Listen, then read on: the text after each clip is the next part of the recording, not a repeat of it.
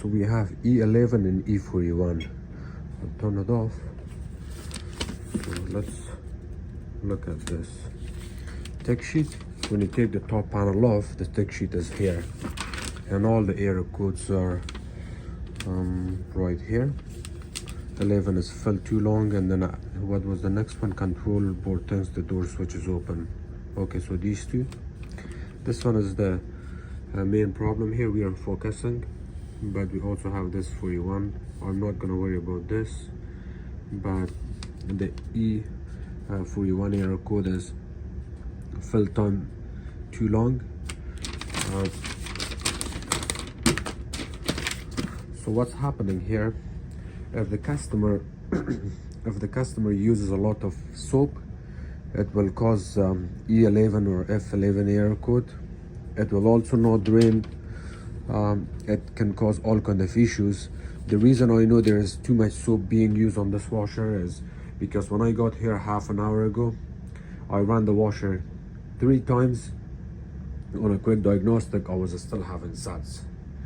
So too much powder or soap will cause all kind of issues. And I can also tell that the customer is using too much soap, as you see this calcium buildup here. Calcium buildup here. This can also cause issues, because when you add too much soap here, it leaks soap and suds, and the water leaks from here all the way here, and then eventually it will drain from here, go all the way down there. I also get complaint from my customers that the touchpad would not work here, so that way when I go, I see some buildup here, and I can still tell that they're using too much soap. So what I'm going to do today is I will go through diagnostic and clean all the soap and suds. Usually if you don't know how to go through diagnostic and clear all the suds and soap, I would recommend telling the customer to use the washer for 3 or 4 cycles empty on a normal cycle and select hot. That way it will also clear it. But in this case, because I know how to go through diagnostic, I would show you how to do this. So what you can do is first of all, turn on the washer. If it's selected in any cycle, bring it on normal. It doesn't matter which cycle it is. Go on normal, press start, turn it off. So now you selected the start, the normal, press start, and then of course turn it off. Within a couple of seconds, press the power again or any of the buttons. When it comes on, temperature and select needs to be pressed at the same time for 5 seconds. Very easy and simple. I will try it again. Let me see.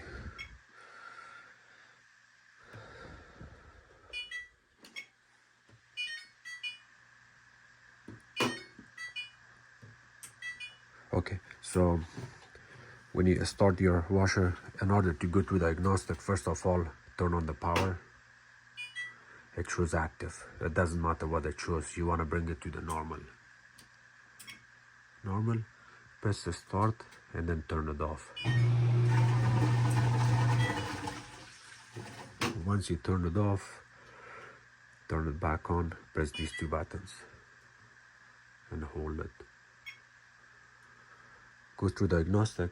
What you want to do is you select number 2. This is hot water.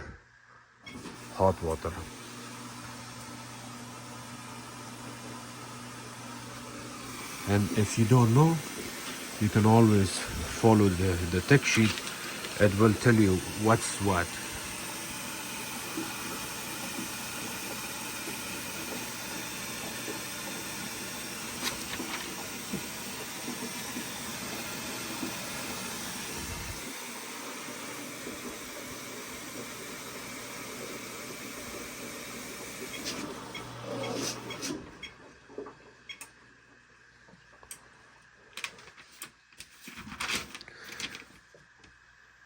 Number 8 is the heat and motor.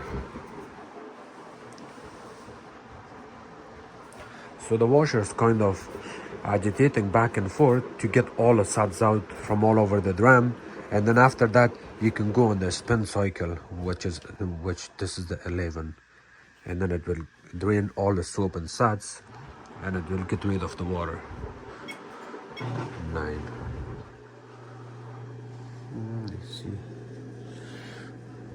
Drain pump and spin 11.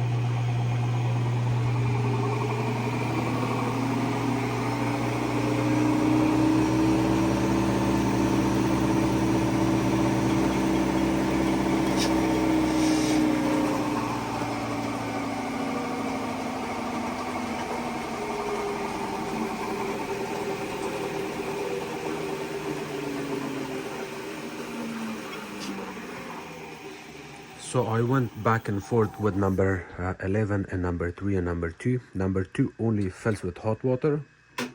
You want enough water that will kind of mix up everything inside. And then once you know you have enough hot water, which is number 2, go all the way to number 10. Run the motor agitation. Not number 10, sorry, it's the number 8. You can go with heater and motor, or you can also go with circulation pump. Any of these I usually go with the number 8, and then once it agitates back and forth for a couple of seconds, you can go straight on number 11. It will drain and spin all the soap and suds, and then once you can see that all the water and soap and sud is drained, while it's on a full spin cycle, turn the knob back again, bring it on number 3. Number 3 is the bleach compartment.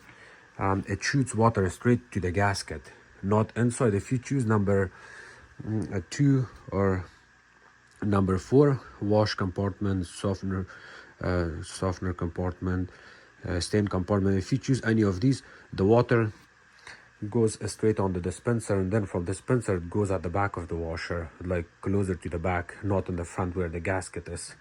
But if you choose number 3, it shoots a straight water here on the gasket. That way it will also get rid of all the suds and so from here.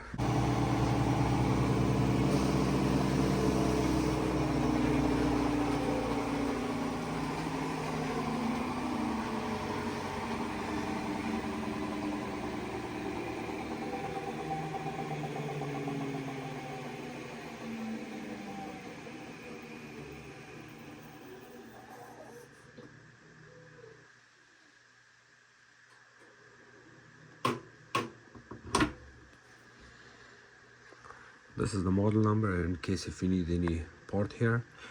Don't get me wrong on this. If you have F11 air code, it doesn't mean 100% it's the soap problem. You may want to check your pressure hose. It's a black hose that runs from top here, goes all the way down at the bottom of the tub. That's called pressure hose. And there's the water valve right here. Make sure you have good amount of water pressure. If it's winter time, check your hoses around the wall. If they're frozen, it will also cause F11 air code. you disconnect this water line and that water line, cold and hot. Also check for some calcium and garbage or debris buildup there. If that's the case, clean it and reinstall us back in, and that can also take care of the bottom.